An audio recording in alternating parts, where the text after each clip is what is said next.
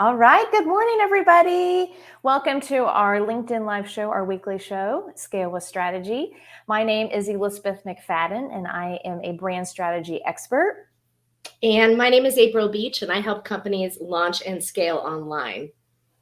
And today, our topic is defining your brand, tone, and voice. How do you sound to your audience?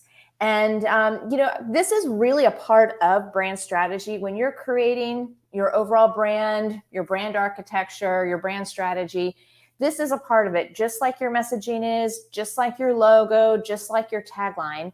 I think, unfortunately, a lot of companies or organizations, or even those that are developing a personal brand, forget this piece of it, but it's really important because, how we sound to other people, and not just personally, but how the company, how that brand sounds to other people, what your voice is, what the tone is so important. It's like another element of how you're communicating your brand. And honestly, another element of how you are connecting with your audience. And so it's just like anything. If something feels off, and a lot of times that can be in the voice and the tone of a brand, if it doesn't really resonate with your audience. But if it doesn't resonate with your audience, they're gonna kind of check out, or maybe decide, this isn't really the company or the brand or organization for me. So one of the things that I want to talk about, kind of 5 key things you can think about or should be keeping in mind when you're defining your brand, tone, and voice. And this is especially important as you are growing and scaling your company. And so obviously that's what we talk about here on this show, is scaling with strategy, and defining your brand, tone, and voice is a really important piece of that, because eventually you're going to go beyond, if you're a company of one right now, or maybe it's you and a small team, like we're talking 2 or 3 people. It's really easy to make sure everybody's on the same page when you're a super small group, right? Everybody knows this is how we sound, or this is how we write, or this is our style. But eventually, if you're truly scaling your company, you're going to grow well beyond that, and maybe verbally telling everybody what the brand voice and tone is just isn't sustainable. So it's something that you want to have, written down in your strategy. And not only as your team grows, but any other maybe marketing partners you have, or if you outsource your marketing. But essentially, anytime somebody might be communicating your brand on sort of your behalf or on the company's behalf, they need to speak in that same voice, so it all sounds like it's coming from the same company. I think we all can relate when we are following, and I think this is especially true in like social media, or maybe if there's like a newsletter or a blog or something that you follow, and you're a fan, you're a huge fan of that brand, and they hire maybe somebody internally, or maybe they're outsourcing their marketing, and all of a sudden the voice changes, like the style changes, and it's not a brand refresh change. It's okay. It's not intentional, but you can tell that. And hey, companies outsource and have other people. You have to, in order to grow and scale, you have to be able to bring people on and do more things. But it always has to sound like the same brand, right? And so, all reasons why this is really important. So you want to, let's talk about how do you define that, right? So one of the things, you can start this process by brainstorming. So what are adjectives that when you think of your brand, as you've defined your brand, like these are the adjectives that describe your brand, right? And it doesn't have to just be limited to maybe like sort of things that would describe a voice. Just in general, just brainstorm. What are the adjectives that describe your brand, your product, your service, the experience, like everything about your brand? And then the next step is start looking at those from sort of like, okay, well, of those adjectives, what would you pull out that would be a way to describe a voice? So almost think of your voice and tone like a person, as if somebody's talking. So if your brand is a person, like what kind of person are they? Are they bubbly? Are they friendly? Are they serious? Are they, it can be a number of different things just depending on what your brand is. one of the things that I like to do, and you don't have to do this, but you can, kind of a place to start is your brand, does it have more of a male voice? Does it have a female voice? Or is it sort of gender neutral? And I think it doesn't have to be one of those three. But that's kind of a good place to just start honing in, like, who is this voice? I mean, you really have to think about it. People buy from people. They buy from, yes, a brand or a company, but they really are buying from people that they trust, that they like. And so who would that person be, kind of in terms of your brand? Another thing that I like to do is, if you are sort of struggling with like creating this person or this character around your brand, and I think sometimes, especially if an entrepreneur or an owner is sort of involved in this process, they start mirroring themselves, and that may or may not be right. And so take a step back and say, okay, if you could have any sort of celebrity or maybe well-known athlete or speaker, whomever, like if you could have any one of those people sort of be your spokesperson for your brand, who would it be? So when we were developing the Novella Brand House sort of tone and voice, Reese Witherspoon was one of our people, right? And Sarah, and I'm like blanking her name, and April, you can help me. She owned Spanx. Sarah Blakely. Nailed it. You nailed the Reese Witherspoon. Reese Witherspoon and Sarah Blakely were like our spirit animals. And so, but we worked on another brand where it was Tom Hanks. Like that was their dream sort of celebrity. We worked on another one where it was Dolly Parton. You can really dream big here, but it starts to help you hone in on, what are the characteristics of that, sort of brand personality, but specifically around the tone and the voice. And then you want to also define what the brand tone is and what it is not. So, if it, like an example I have is if you're a retail store, you sell household goods, these are like fun and kind of sassy. Maybe your tone is like sassy and functional and fun and quirky. You're not exclusive. You're not, this high end feel. You're not dull.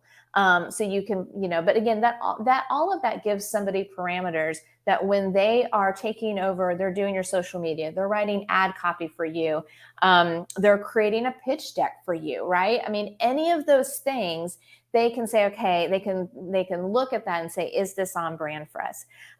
One last thing, and then April, I'd love to kind of get your feedback on this. So recently worked with a client that they were coming into the mix, and they have a brand, and they've been doing all their communications internally. And so we're going to start working with them and doing their communications, externally, right? Well, they have they have a certain style. But they can't articulate what that is. So we're working with them to really sort of develop that like brand voice and tone. And again, this is a perfect example of, you can have a brand strategy, but you may have forgotten to add this piece in, what's the brand voice and the brand tone. So one of the homework assignments we gave them is, and you can do this too, pull like maybe 3 to 5 writing samples, and it could be like a blog post. It could be, an like a newsletter. It could be, maybe it's a direct mail piece. Maybe it's social media. It doesn't matter. But like 3 to 5 writing samples that you feel like, man, this really nails the voice of our brand. Like if our brand was a person and this person's talking, like this is what I want them to sound like. And if you take those examples and you start looking at, okay, well, how does this sound? And you start writing those adjectives down. What is the feeling that somebody gets when they are reading this, just in terms of like, is it happy? Is it informative? Is it quirky? Is it, sophisticated? Whatever it might be. But going through an exercise like that, especially if you already really have kind of a style that you want to emulate, you want your team to be able to do on your behalf. If you have a marketing partner that you want them to emulate that, you've got to be able to give them something that you want them to follow, but you should also take that extra step and define from that, sort of what the brand voice and the tone is. So I'll leave it to there for right now.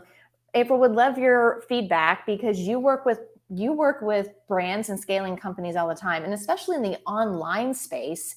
That voice and that tone is so important, because you most of the time don't have that face-to-face interaction. So the only way that a company is really kind of is forming an opinion or the only way an audience is forming an opinion of a brand is by what they're sort of listening to or reading.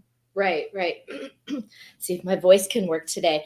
I think we see two different problems on that side. Exactly like you're saying, it's either a complete online brand and it doesn't even have a personality. How do we pull and how do we create a personality from that? But then really what we see a lot of, just for the nature of the fact that we work with experts and consultants and more individuals who are scaling their business, is the actual individual who originally starts that company, who's the leader, who's that personal brand persona of the company. Now they have a team, and now they're reaching 1 million or surpassing 1 million a year, but their team still needs to carry on that personality. The individual can't do it themselves. And so Right. a couple of things you said that are so important. I remember when you taught us as a company to do this over a decade ago, was that brand training.